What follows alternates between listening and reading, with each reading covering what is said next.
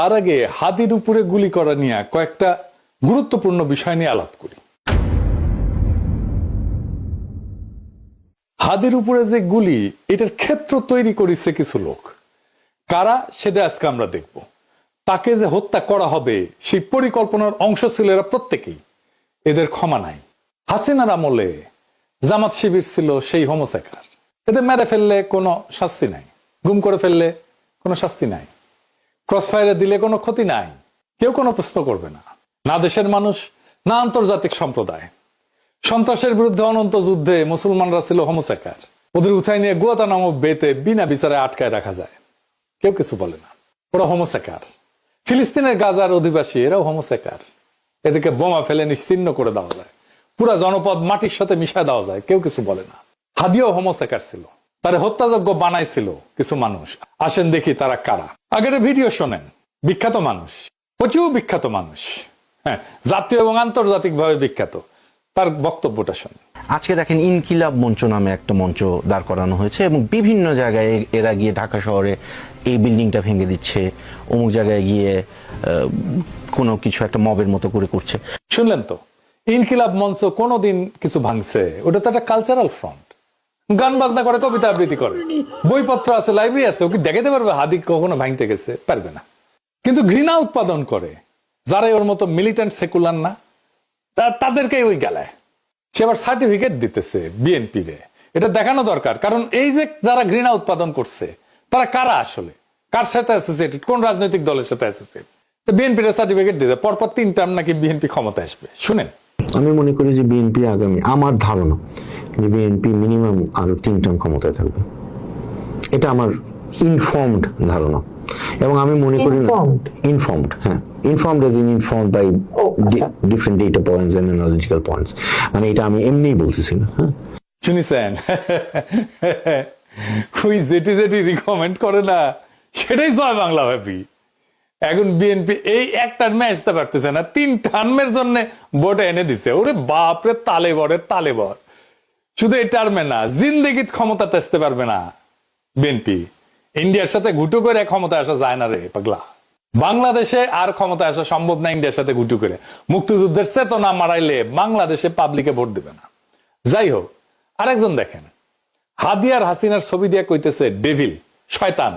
চিন্তা করেছেন, ডেভিল চিনেন তো? এরে বিএনপির বিশিষ্ট বুদ্ধিজীবী। শুধু তাই না, হাদিকে আমার ঘেটিপুত্র বলছে। কইছে 2024-এর বর্ষা বিপ্লবের পুন মারছে নাকি ইনকিলাব মঞ্চ। দেখেছেন? না না, শেষ হয় নাই, আরো আছে। হাদিকে নাম দিছে, দেখেছেন? এখন দেখবেন ওই আবার কাইন্দা কেইটা শেষ হাদির জন্য। এবার দেখেন আরেক বিএনপি কনস্টেবল রাশেদ, গলকম্বল থেরিয়াম, গলা ডিটি মাংস ঝুলে থাকে। এর একটা হোয়াটসঅ্যাপ গ্রুপ আছে বিএনপির, সেটার অ্যাডমিন সে, এটা ওর একমাত্র যোগ্যতা। সে দেখেন কি লিখেছে, দেখেন হাদিরে বাটপার বলতেছে, ভণ্ড বলতেছে, কারণ সে ভোটে দাঁড়াইছে। দেখেছেন? মানে কেউ ভোটে দাঁড়াইতে পারবে না। বিএনপির বিরুদ্ধে ভোটে দাঁড়াইলে সে ভণ্ড, সে বাটপার। শুধু তাই না, হাসনাতকেও সে ভণ্ড বলতেছে, বাটপার বলতেছে। মানে হাসনাতকেও খাইয়া দেওয়ার একটা পরিকল্পনা আছে বিএনপির লোকজনের। একটা জাউরা আছে বিএনপির নেতা ডাক্তারদের, দেখেন হাদিরে কি কইতেছে, গালিগালাজ। দেখেছেন তো? বিএনপি ক্রমাগত ঘৃণা উৎপাদন করে গেছে। আচ্ছা, এদের মাতবর বুড়া নেতা, তার কাছে আসি এবং হুঁশিয়ার করে দিতে চাই আমরা সকল পক্ষকে, এই ধরনের আচরণ করতে গেলে বিএনপি বসে থাকবে না, বিএনপি তার জবাব সাথে সাথে দেবে। শুনেছেন?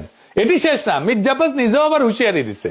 শুনেন, আমি যখন হসপিটালে যাই তখন তারা আক্রমণাত্মক স্লোগান দিচ্ছিল। শান্ত থেকেছি, নীরব থেকেছি, কিন্তু ওই মুহূর্তে যদি আমার নির্দেশনা পেত তাহলে তোমাদেরকে তুলনা করতে আমাদের ছেলেরা দিনা করত। শুনেছেন? 2023 সালের অক্টোবরে 2টা পটকা ফুটেছিল পল্টনে, আর সবাই মিলে ভাগিছে। আর বুক ফুলা উই কইছে, মির্জা আব্বাসী কইছে, প্রাণ ভয়ে দাঁড়াইতে পারি নাই। আর এখন মুখ ফুটিছে, তুলে ধরা করে দিবে নাকি। হ্যাঁ, ভাষা দেখেন, ভাষা। বিএনপি স্থায়ী কমিটির নেতার, বুড়া নেতার ভাষা। 2 পা হাঁটবার গেলে 4 বার দম ফুটে যাবে, উই তুলে ধরা করে দিবি। ভাষা দেখেন। সর্বোচ্চ নেতা বিএনপির, এই দলের ভোট দিয়া ক্ষমতা আনবেন, ভাইবা দেখেন।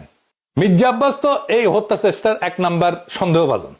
অবশ্যই যে কোনো অপরাধ বিজ্ঞানে মির্জা আব্বাসকে সন্দেহের তালিকায় রাখা হবে, এটা তার উপরে বিলা হয় না, এটাই নিয়ম। সে করাইছে কি করায় নাই সেটা অন্য আলাপ, কিন্তু হাদি মারা গেলে বা নির্বাচন করতে না পারলে হাদি, মির্জা আব্বাসের লাভ তো সরাসরি লাভ। এই তদন্তে মির্জা আব্বাসকে জিজ্ঞাসাবাদ করা হবে, যতই খারাপ লাগুক শুনতে, এটা করা হবে। শুটারদের সাথে মির্জা আব্বাসের কোনো কানেকশন আছে কিনা খুঁজে দেখা হবে, এটাই নিয়ম। যে কোনো তদন্ত কর্মকর্তা এই কাজ করবে।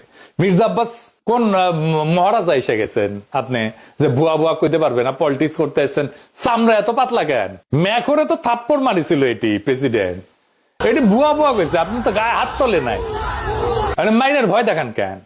মাস্তানি, হ্যাঁ বুড়া হয়েছেন তাও খাইসলত যায়নি না, মায়ের ভয় করে নাকি আজকালকার পোলাপান? হাসিনার সাথে সিস্টেম করে টিকেছিলেন সবাই জানে, মুখ খুলেন না। আপনার জন্য তোফা রেডি হইতেছে, কলে ইলেকশনের আগে পেয়ে যাবেন। মুখ সামাল, আওয়াজ নিচে। এই সমস্ত বিএনপির গুন্ডামি হুমকিকে বাংলাদেশের পাবলিক দেন। এবার আসেন বিএনপির আর এক বাটপাট শাখা আছে, এই বাটপাট শাখা হাদিরে নিয়ে কি বলছিল দেখেন। জুলাই গণ অভ্যুত্থানে হাদির অবদান কি দেখতে হবে না? এই গণ অভ্যুত্থানের সময়, গণ অভ্যুত্থানের পরেও হাদি নামে কাকে মানুষ চিনত না। শুনেছেন?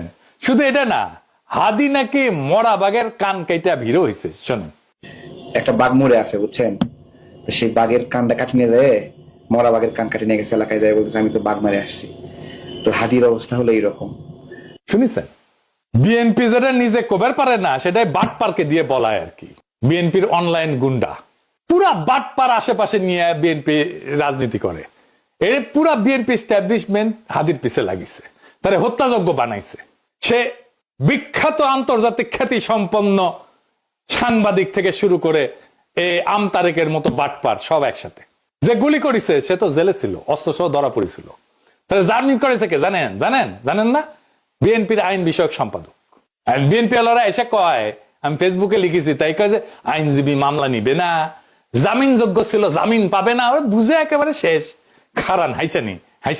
হ্যাঁ দাঁড়ান এডিটর সাহেব, আমি না এনার্জি নষ্ট করবো না বিএনপির জন্য এসে, বিএনপির জন্য হাইসে এনার্জি নষ্ট করবো না, ঘোড়ায় আসুক। এডিটর সাহেব কি বলেন? অস্ত্র সহ চিন্তায় করতে গিয়ে আটক হইলে সেটা জামিনযোগ্য না, কারণ বিষয়টা দুইটা গুরুতর আইনের ধারার মধ্যে পড়ে। পেনাল কোড 1860 ধারা 392, এটা চিন্তাই রবারি, এটা শাস্তি 10 বছর পর্যন্ত কারাদণ্ড, তার সাথে জরিমানা, এটা নন বেলেবল। আর ধারা 397 চিন্তায়ের সময় মারাত্মক অস্ত্র ব্যবহার, যদি চিন্তাই করতে গিয়ে অস্ত্র প্রদর্শন ব্যবহার করা হয়, ভয় দেখানো হয়, তাহলে ধারা 397 যুক্ত হয়। এটার শাস্তি কমপক্ষে 7 বছরের সশ্রম কারাদণ্ড। আদালতের বিবেচনায় যাবজ্জীবন পর্যন্ত যাইতে পারে। সিআরপিসি সেকেন্ড শিডিউল অনুযায়ী যে সমস্ত অপরাধের সাজা 7 বছর বা তার বেশি, সেগুলো নন বেইলেবল। হাসিনা আমলে তাপস যেভাবে টেকা কামাইছে না আদালত থেকে, যে কোনো জামিন, যে কোনো রায় তাপসরে বকরা দিয়া তারপরে আসতো, ওইটা কিছু বিচারপতি পাইতো, আর বাকিটা তাপস রাখতো, আর কিছু হাসিনা পাইতো আর কি। এইভাবে এই বিএনপির আইন বিষয়ক সম্পাদকে দান্দা করিচ্ছে এখন, কালে টাকা আর টাকা সব আওয়ামী লীগের তারে ধরে, আর জামিনের ব্যবসা করে লাল হয়ে যেতেছে। ওই বিএনপির আর একটা ফ্রন্ট আছে, স্মার্ট ফ্রন্ট, হ্যাঁ, জামাই কোটার বুদ্ধিজীবীর নেতৃত্বে। সে কইতেছে আওয়ামী লীগ ঠেকাইতে নাকি দীর্ঘমেয়াদী ঐক্য লাগবে।